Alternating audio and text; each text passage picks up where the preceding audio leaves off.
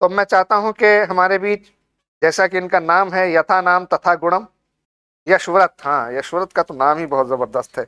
इन्हें नायब तहसीलदार का पद मिला है, एग्जीक्यूटिव मजिस्ट्रेट, और ये जल्द ही आपको 2025 के एग्जाम में डिप्टी कलेक्टर और 2026 में यूपीएससी में आईएएस प्रॉपर निकल के दिखाएंगे। सारे हमारे जो बच्चे हैं ये अपने संघर्ष की, अपनी तपस्या की, इस पुरुषार्थ की यात्रा के विषय में कुछ आपसे बातचीत करें। यशव्रत। तो हेलो एवरीवन, मेरा नाम यशव्रत सिंह है और इस बार मेरा नायब तहसीलदार पे सिलेक्शन हुआ है और ये मेरा पहला अटेम्प्ट था।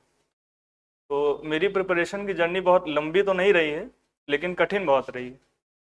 2018 में जब मेरा हाई स्कूल का बोर्ड चल रहा था, तो उस टाइम एक रोड एक्सीडेंट में मेरे पेरेंट्स की डेथ हो गई थी। और उसके बाद से फाइनेंशियल, इमोशनल, सोसाइटल हर तरीके की दिक्कतें आती रहीं। यहाँ तक कि मुझे फार्मिंग एक्टिविटीज़ में यहाँ से रह के ही मैनेज कराना पड़ा अपनी तैयारी जारी रखने के लिए। लेकिन ये था कि बस अब करना है तो करना है, सर्वाइवल की लड़ाई थी। तो इसीलिए लगातार तैयारी करते रहे और ग्रेजुएशन के टाइम से ही।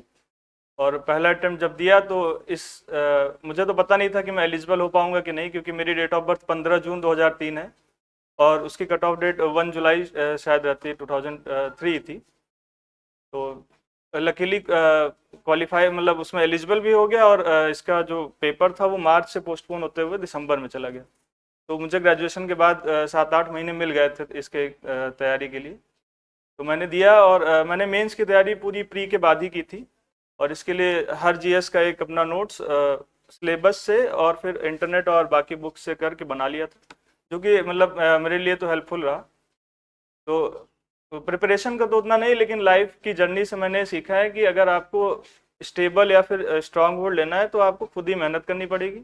50 तरीके की दिक्कतें आएंगी, लेकिन बस मैं तो ये सोचता था कि आज के 200-300 साल पहले अगर किसी को एडमिनिस्ट्रेशन में जाना है तो उसको तलवार चलानी पड़ती थी, उसमें मर भी सकता था वो। तो कम से कम वो तो सिचुएशन नहीं है, कलम ही चलानी है, चला लेते हैं। तो इसी मोटिवेशन के साथ करते रहे और अभी तो आगे भी करना है। बस यही था, आप लोग भी लगे रहिए। बस बिल्कुल ये सोचिए कि और कोई सॉल्यूशन नहीं है, पढ़ाई से अच्छा कोई रास्ता नहीं है, और कुछ भी करके आप एक रात में अपनी लाइफ नहीं बदल सकते।